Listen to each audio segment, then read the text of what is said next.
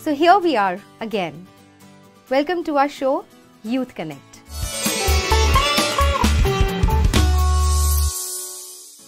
Welcome Ritu ji. Thank you. ओम शांति. ओम शांति. तो आज हम सोशल मीडिया पे थोड़ी बात करें जी. बिकॉज सोशल मीडिया मुझे लगता है कि बहुत इन अ वे पॉजिटिव चेंजेस लेकर आया है जी. बहुत ज़्यादा हमारे बिजनेसेस ग्रो हुए हैं, हमारे लॉन्ग लॉस्ट फ्रेंड्स हमें मिले हैं, you know, Facebook and all that. So everything it has had a very positive effect on our lives. That's right. But at the same time it is a cause of worry too, है ना. Social media अगर उसे सही तरीके से हमने use नहीं किया तो उसके काफ़ी नुकसान भी हैं. तो आज आप हमें गाइड कीजिए कि यंगस्टर्स को किस तरीके से क्या चीज़ें और ये effect, what is the effect of social media on our lives, good और बैड. Please explain.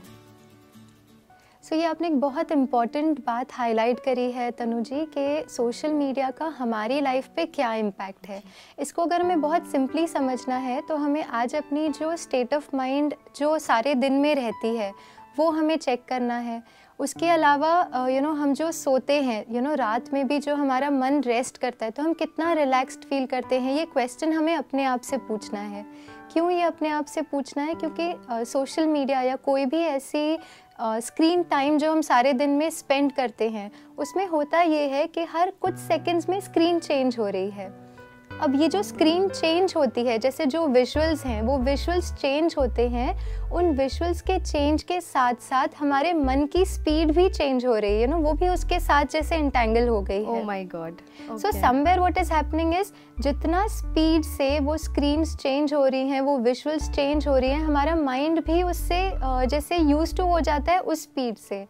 और फिर जब हम रिलैक्स भी करना चाहते हैं, जैसे हम रात को सोने भी जाते हैं तो ऐसे लगता है अच्छा नींद नहीं आ रही, फिर भी थॉट्स चल रहे हैं. क्यों? क्योंकि मन को स्पीड की आदत हो गई है. So somewhere if I am able to balance a bit, I'm not saying we don't use it. Of course we understand the benefits and we use it.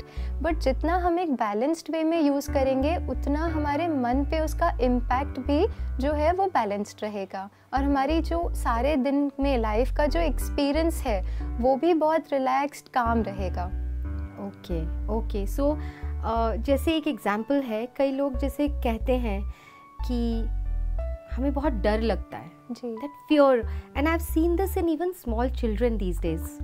जैसे बच्चों को देखें हम तो उनको वो बोलते हैं हमारे अंदर बहुत एक डर है. अभी जैसे कोरोना टाइम्स चल रहा था, so people, I think everybody was so scared.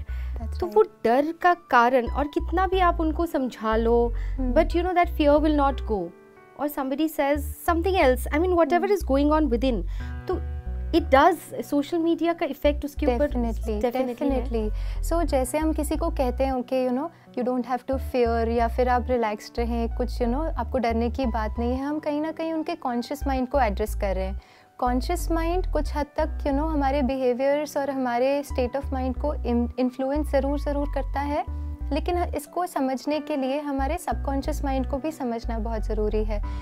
जो भी रिएक्शन हमारा सिचुएशन में आता है, सपोज कोई बात हो जाती है, उस सिचुएशन पे जो मेरा इंस्टेंट रिएक्शन होता है वो मेरे सबकॉन्शियस माइंड से आता है. This subconscious mind is like a permanent memory.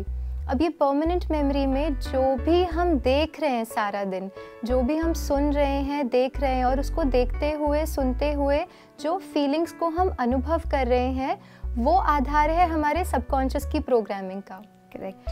अब सोशल मीडिया पर या टेलीविज़न में या न्यूज़ में यदि हम बहुत ज़्यादा नेगेटिविटी देख रहे हैं, सुन रहे हैं और उसी को महसूस कर रहे हैं, और फिर हम चाहते हैं कि हमारे लाइफ के एक्सपीरियंसेस पॉजिटिव हो, ये थोड़ा सा मुश्किल है.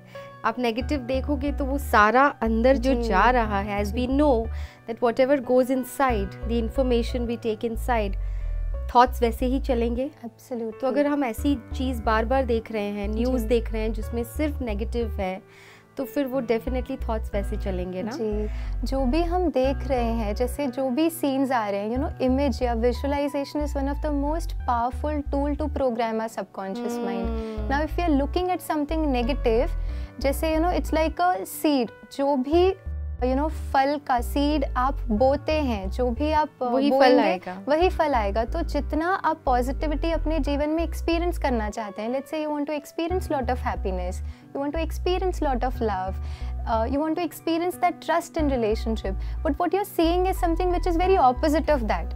जैसे आपने कहा कि अगर वो प्रोग्रामिंग हो चुकी है तो एक्सपेक्ट भी फिर मुझे वही करना है, क्योंकि जो बोया वही फल फिर उस पेड़ में उगेगा भी। तो कितना ख्याल रखना है ना, पूरा दिन में हम क्या देखते हैं। I understand news is important, you need to be updated, but then keep it to a limit ना। पूरा दिन वो चलता रहे और वो भी नेगेटिव, तो वो कोई फायदा नहीं होने वाला। ऑल्सो ऋतु जी, जैसे आपने बात की कॉन्शियस एंड सबकॉन्शियस माइंड की, सो जितनी मुझे ज्ञान है इस बात का कि subconscious is very very that, as you said, it's a long term memory, जो हमारी परमानेंट मेमोरी है। तो रात को जब हम सोते हैं कितना इम्पोर्टेंट है वो, आप उसकी इम्पोर्टेंस बताइए कि रात को जो लास्ट थॉट्स हमारे होंगे वो किस तरह से इम्पैक्ट करते हैं। जी बिल्कुल, जैसे हम जब सोते हैं तो हमारा कॉन्शियस माइंड सोता है, लेकिन हमारा जो सबकॉन्शियस माइंड है, जिसको हम अवचेतन मन भी कहते हैं, वो सारी रात जगा रहता है। और वो रिस्पॉन्सिबल होता है, जैसे हम सारे दिन पे कंप्यूटर पे कुछ काम करते हैं, लैपटॉप पे हमने कुछ फाइल्स फोल्डर्स सेव करे हैं, हम कई बार ऐसे करते हैं कि अच्छा उसको डेस्कटॉप पर ही सेव कर लेते हैं। बहुत सारे फाइल्स फोल्डर्स डेस्कटॉप पर आ जाते हैं, फिर हम क्या करते हैं, उनको सॉर्ट करते हैं और उनको डी ड्राइव में फोल्डर सही बनाकर उनको डालते हैं। तो उसी तरह से सारे दिन का हमारा जो भी एक्सपीरियंसेस रहे होते हैं, रात को सबकॉन्शियस उनको सारा क्लीनिंग अप करता है, उनको सॉर्ट करता है। But does it do on its own? So it's a process where the mind automatically does it. Whatever images have been captured through the day, then what it does is, in the form of dreams, in the form of thoughts that we get, all of this, somewhere our subconscious mind is at work. And like you said, जो thoughts हम लेके सोते हैं, वो thoughts पर subconscious, conscious सोता है लेकिन सबकॉन्शियस उस पर सारी रात काम करता है।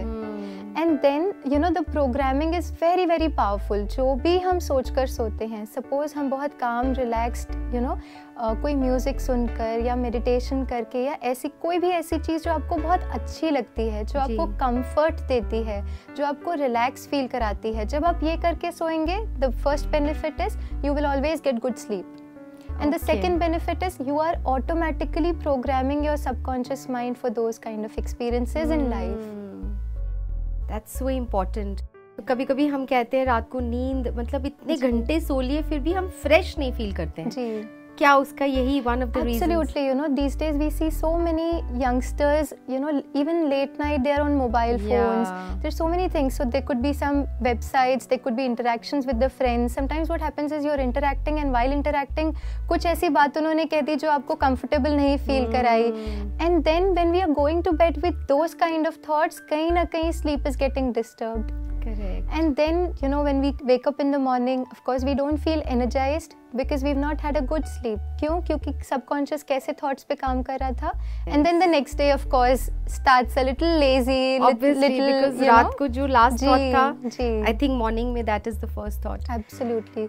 Before going to bed, that's the most beautiful time we can program our subconscious mind. So जो भी हमारे साथ viewers जुड़े हैं, हम उनसे यही रिक्वेस्ट करेंगे कि कुछ दिनों तक, may be next 7 days, may be next 11 days, आप एक प्रैक्टिस को अडॉप्ट करें. वो ये कि सोने से एटलीस्ट 1 या 1.5 घंटा पहले आप कोई भी मोबाइल या टेलीविज़न या इन सब चीज़ों को अवॉइड करके कोई ऐसी चीज़ को पिकअप करें जो आपको बहुत अच्छा फील कराती है. And you will see how your life experiences are slowly changing. Why? Because life's experiences actually happen through the kind of programming we are doing to our subconscious mind. Wow, beautiful. So I think if we want to change the way we are thinking, and if we want to finish all our negativities, whatever is going on inside, I think we need to work on ourselves. Absolutely. हमें अपने ऊपर थोड़ा तो काम करना पड़ेगा. तो ये जो आदतें हमने बनाई हुई हैं, मुझे लगता है ये कुछ आदतों को अगर हम चेक करेंगे कि ठीक है, जैसे आपने कहा कि रात को सोने से पहले जितना हो सके मोबाइल से दूर रहेंगे, टीवी से दूर रहेंगे, मतलब जितना भी अगर अच्छा भी लग रहा है, एक आदत पड़ गई है ना टीवी देखते देखते सोना है या मोबाइल देखते देखते, लेकिन अगर इस चीज़ को समझा जाए कि कितना डीप ये हमें नुकसान कर रहा है और उसके ऊपर हम वर्क करें तो it will be so beautiful. तो आई थिंक थोड़े दिन तक, जैसे आपने कहा, please, we can do that. Definitely all of us can try that even for 7 days, and then just see, you'll need less hours of sleep and you'll be fresh. But I think, you know, ये वाला topic ऐसा है रितु जी, इस पे I would like to really ask you more questions on this, and I'm sure there are many youngsters, many people who would want to know more about this. I think we'll go ahead with this in the next part. Absolutely. But for now, thank you so much. Thank you so much. So, आज हमने social media पे बहुत अच्छी बातें जानी ऋतु जी से, किस तरह से ये हमारे लाइफ्स पे इम्पैक्ट करता है, और इसके बारे में we will talk in length in our next episode. आप अपने सवाल स्क्रीन पर दिए गए व्हाट्सएप नंबर पर भेज सकते हैं या ईमेल भी कर सकते हैं. तब तक के लिए, till then, let's connect with our show Youth Connect. नमस्कार, ओम शांति.